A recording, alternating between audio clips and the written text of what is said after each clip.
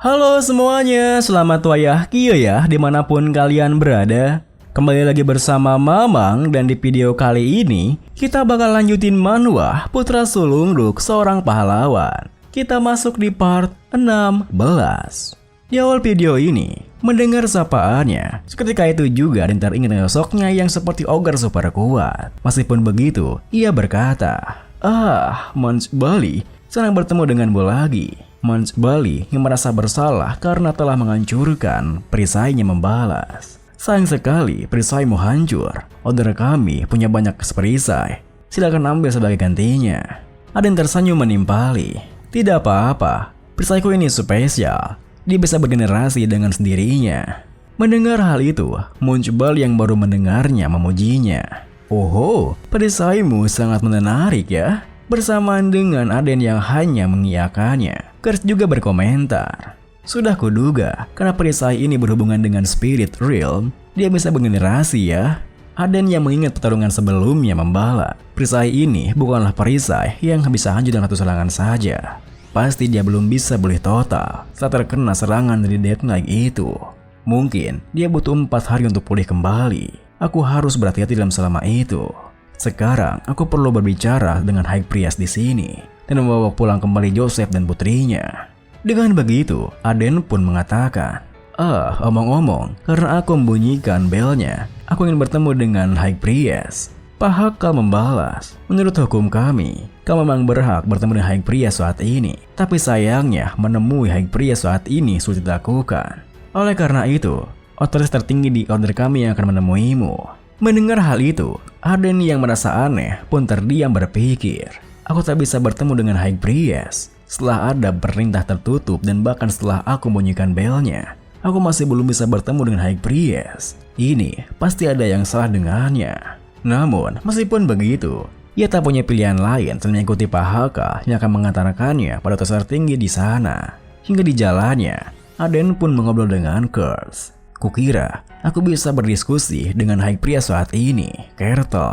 Kers membalas, kau kenal dengan singkatan ini ya? Aden menimpali, ya, di kehidupanku sebelumnya, aku berutang budi kepadanya saat nyawaku sedang terancam. Dia juga punya pola pikir yang cukup aneh. Dia pernah bilang, kenapa kita perlu bayaran setelah menyelamatkan orang? Kita membantu mereka yang membutuhkan sentuhan Holy Fire. Kalau aku pasti akan memeras habis dia sebelum aku menyembuhkannya. Mendengar hal itu, Kers yang tak bisa menahan rasa keheranannya berkata, semakin aku melihatmu, semakin mirip dirimu dengan Talos, monster di Underworld. Aden yang tak ingin disamakan dengan monster pun membalas, tunggu saja kau terkutuk. Sebentar lagi, aku akan menyiramu dengan Holy Potion. Kers jangan panik menimpali. Kok kau tega mengancamku di negara seperti ini sih? Namun, perbincangan mereka harus terhenti ketika Pak Hakal berkata, inilah otoritas tertinggi order kami. Bersamaan dengan pintu di depannya yang perlahan-lahan terbuka, Aden yang penasaran berpikir, aku penasaran siapa orang ini. Utusan High Priest dan orang yang kedudukannya lebih tinggi dari wakil High Priest. Ya siapapun itu, aku harus membawa pulang Joseph dan putrinya. Saat ia berpikir seperti itu, Pak Hakal menundukkan tubuhnya mengatakan, kami telah membawa orang yang membunyikan Bell of Lamentation. Tepat setelah Pak Hakal mengatakan itu, Aden pun dibuat kebingungan ketika melihat sosok yang Pak Hakal sebut sebagai otoritas tertinggi di sana, yang mana ternyata adalah Alice dan Joseph. Tentu saja, kebingungannya juga dirasakan oleh Joseph. Kenapa Aden bisa berada di sana? Ditambah lagi, Mons Bali tiba-tiba saja berlutut mengatakan, kami menyapa Holy Buying Order kami, Maiden of the Holy Fire, perwakilan dewa, Swaintas Alice. Seketika itu juga Aden terperanjat, bahkan matanya hampir keluar dengan teriakannya. Apa? Swaintas? Saat kemudian, Joseph pun meminta waktu untuk berduaan dengannya, di mana Aden yang sama sekali tak mengerti dengan apa yang terjadi bertanya. Tolong jelaskan kepadaku, Joseph. Joseph membalas, aku akan menjelaskan semuanya, tapi pertama-tama, biarkan aku mengulangi perkenalanku. Senang bertemu denganmu. Aku Joseph, mantan anggota Seven Star Society yang mengabdi kepada Master of the Holy Fire. Seketika itu juga, Aden kembali terperanjat, bahkan berteriak. Apa? Seven Star Society? Tentu saja ya seperti itu bukan tanpa alasan. Di mana Seven Star Society terdiri dari 7 alkemis terhebat yang ada di Holy Fire Order. Hingga mata saja, kita pernah melihat alkemis seperti itu sebelumnya. Meskipun begitu, Kers yang baru mendengarnya bertanya, apa dia sehebat itu? Bukankah mereka ini cuma ahli kimia yang lebih jago daripada yang lainnya? Aden membalas, Holy Fire Order memonopoli semua alkemis di benua ini. Mereka yang paling mumpuni di Seven Star Society juga memiliki kekuasaan di sini, di bawah High Priest dan Wakil High Priest. Kemudian, setelah menenangkan dirinya, Aden bertanya, kenapa orang sepertimu dia terjebak di tempat seperti itu bersama putrimu? Joseph menjelaskan, dari mana mulainya ya?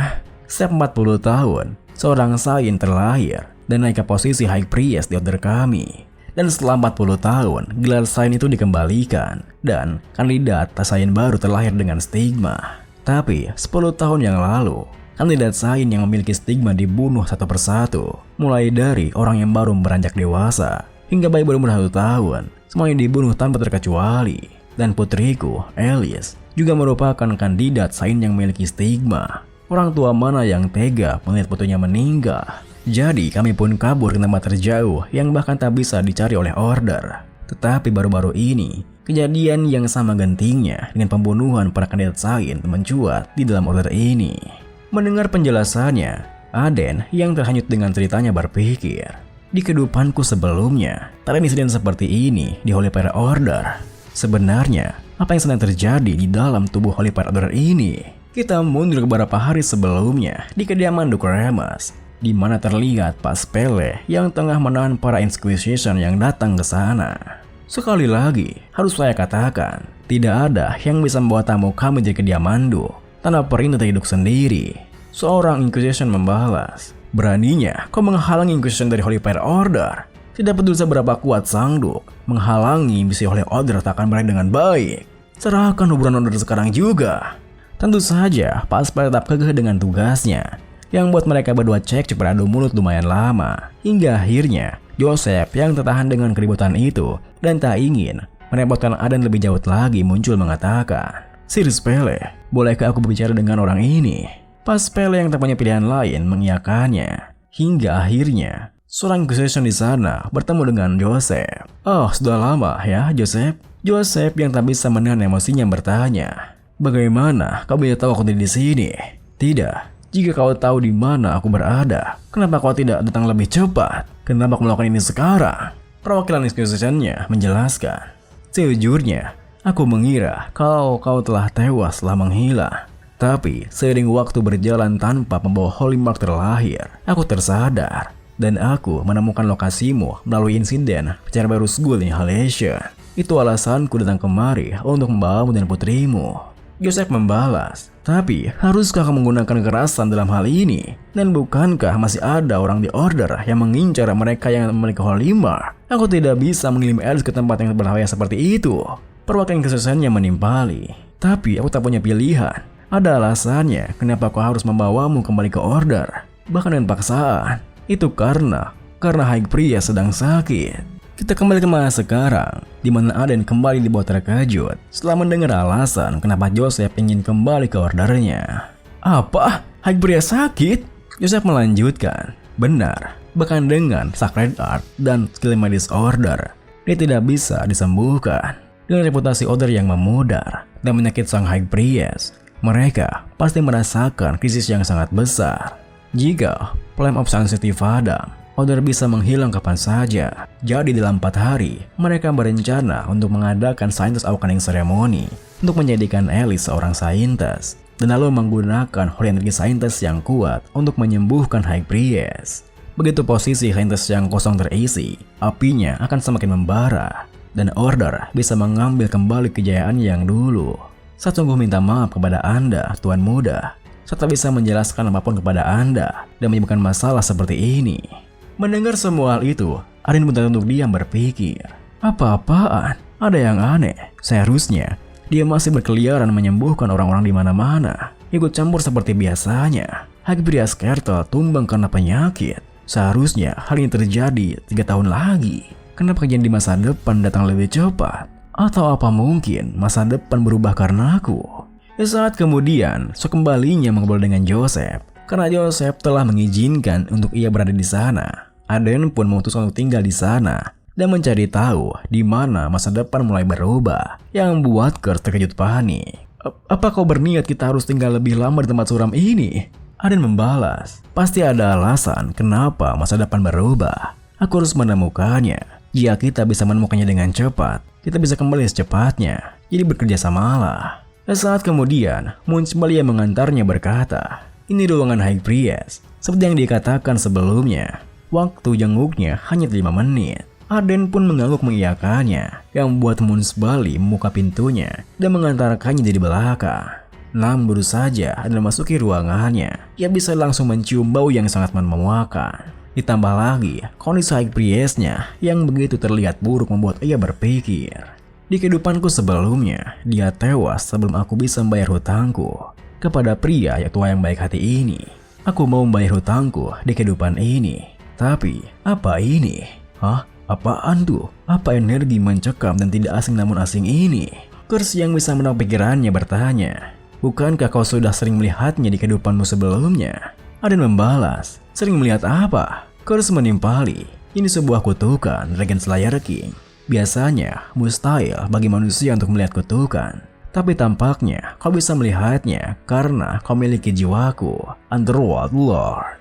Kutukan ini dilakukan dengan sangat ahli dan teliti. Kutukannya menghancurkan tubuhnya dengan seiring waktu mengumpulkan lapisan-lapisan kutukan yang tipis. Tentu saja, hal itu membuat Aden terkejut. Ia bahkan mengepalkan tangannya hingga berdarah sembari berkata, kutukan adalah wilayahnya Dark Mage, dan kenyataan bahwa kutukannya terakumulasi seiring waktu yang berjalan. Berarti High Priest dibunuh oleh Dark Mage yang bersembunyi di alam Order. Dan di kehidupan sebelumnya, itu bukanlah penyakit. Kurt, bagaimana cara kutukan ini diangkat? Kurt menjelaskan, kutukannya sudah hampir menyatu sepenuhnya dengan tubuh pria itu. Kutukan yang telah terintegrasi sampai sejauh ini hampir mustahil untuk dipatahkan, bahkan bagi sang perapalnya. Tapi, jika ada solusi, hal itu membutuhkan Dark Mage yang sangat memahami struktur kutukannya. Atau, seperti yang dikatakan Joseph, holy energi dalam jumlah besar yang diberikan secara sekaligus. Mendengar penjelasannya, Aden yang mengerti maksudnya mengatakan, itu berarti dari sudut pandang perapal kutukannya, Alice adalah sebuah ancaman.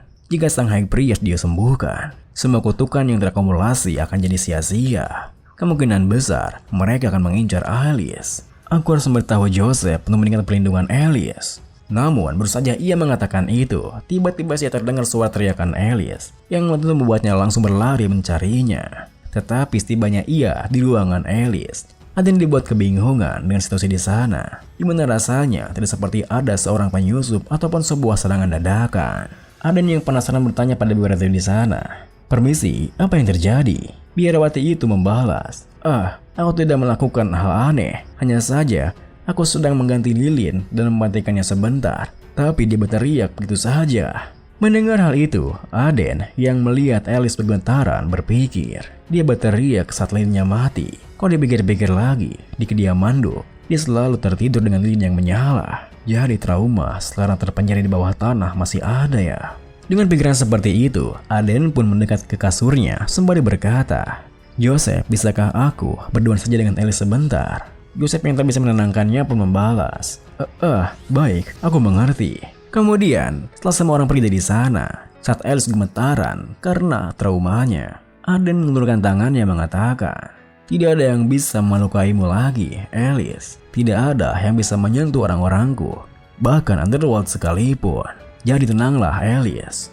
Mendengar perkataannya, seketika itu juga, Alice teringat pada saat Aden pertama kali menyelamatkannya, yang membuatnya langsung melompat dan menangis sembari memeluknya. Di saat kemudian, setelah Alice lumayan tenang, Aden yang di sampingnya bertanya, apa kau sudah merasa baikan, Alice?